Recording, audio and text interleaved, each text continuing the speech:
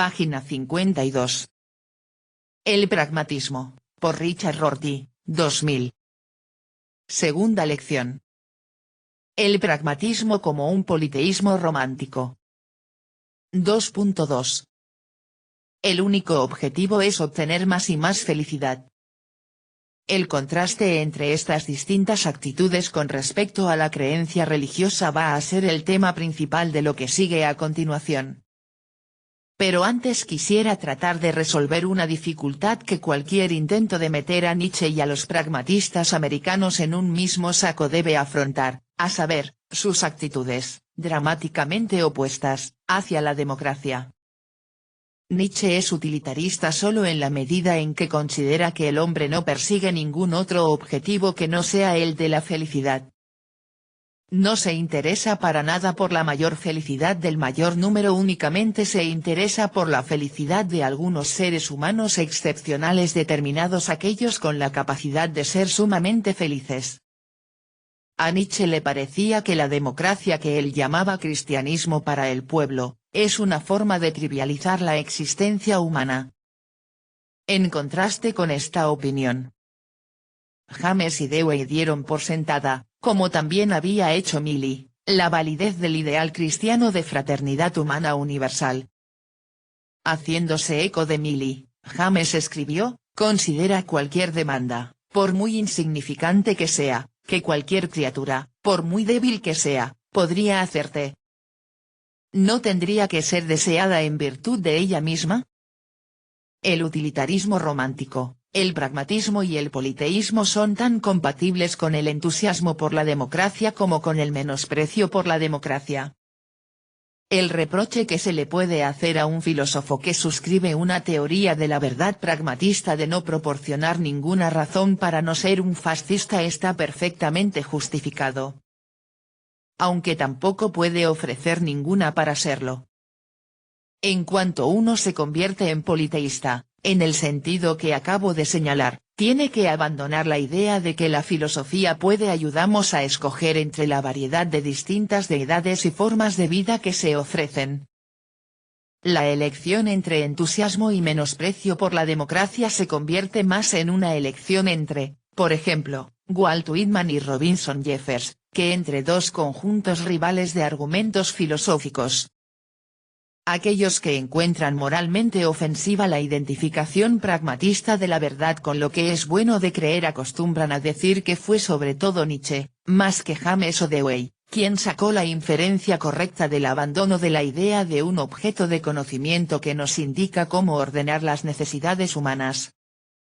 Los que conciben el pragmatismo como una especie de irracionalismo, y el irracionalismo como un abrir las puertas al fascismo, aseguran que James y Dewey fueron unos ciegos al no ver las consecuencias antidemocráticas de sus propias ideas y que, además, fueron unos ingenuos al creer posible ser un buen pragmatista y un buen demócrata al mismo tiempo.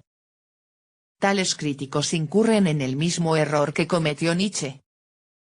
Creen que la idea cristiana de fraternidad es inseparable del platonismo.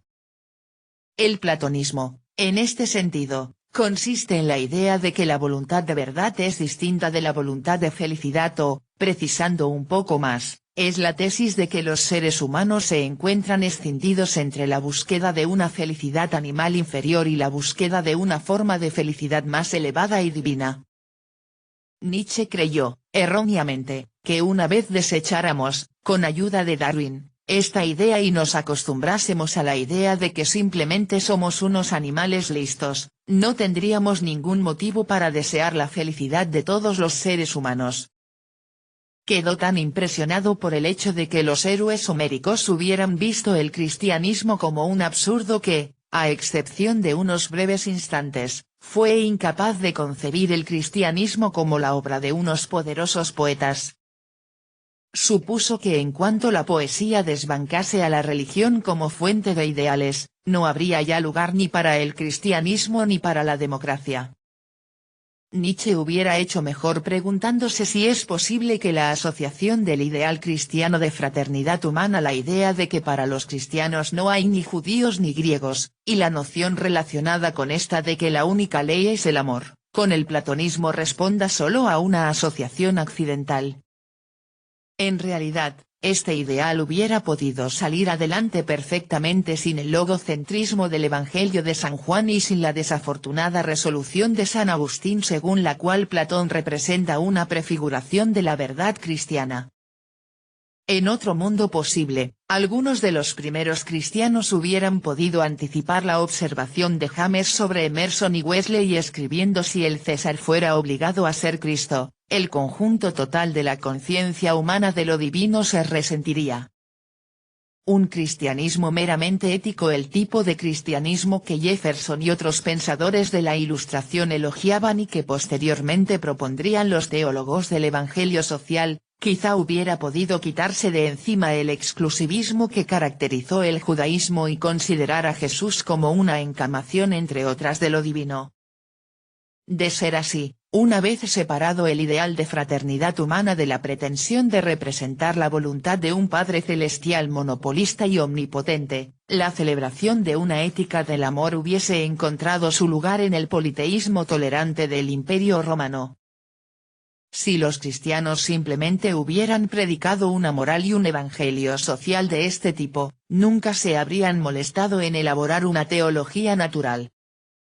Los cristianos del siglo XIII no se habrían preocupado nunca por reconciliar las escrituras con Aristóteles. Los del siglo XVII no se habrían preocupado por si aquellas podían ser puestas de acuerdo con Newton, ni los del XIX por si podían ser reconciliadas con Darwin. Estos hipotéticos cristianos habrían tratado las escrituras no como algo no cognitivo, sino como algo útil para unos propósitos con respecto a los cuales ni Aristóteles, ni Newton, ni Darwin lo son. Pero las cosas fueron de otro modo y los cristianos continuaron obsesionados por la idea platónica de que la verdad y el bien son una y la misma cosa. Fue natural, por tanto, que al realizar la ciencia física algunos progresos, sus practicantes tuvieran que adoptar dicha retórica y que de este modo se desencadenase una guerra entre la ciencia y la teología, entre la verdad científica y la fe religiosa. El cristianismo no platónico y no exclusivista que acabo de esbozar tenía por objeto mostrar que no existe ninguna cadena de inferencias que vincule el ideal de fraternidad humana con el ideal de burlar un mundo de apariencias habitado por animales y pasar luego a un mundo real en el que seríamos como dioses. Platón indujo mañosamente a Nietzsche y a los críticos contemporáneos de lo que se denomina irracionalismo a creer que a menos que exista un mundo real de este tipo no sabremos qué responder a Trasímaco y Calícles. Pero que no podamos responder sus cuestiones solo significa que no existe ninguna premisa a la cual tengan que asentir por el mero hecho de ser seres racionales, usuarios de un lenguaje, y, a fortiori, no existe ninguna premisa que les pueda convencer de que deberían tratar a todos los demás seres humanos como a hermanos y hermanas. Un cristianismo concebido como un poema lleno de posibilidades, un poema entre muchos otros, puede ser socialmente tan útil como un cristianismo basado en la afirmación platónica de que Dios y la verdad son términos intercambiables. Página 55.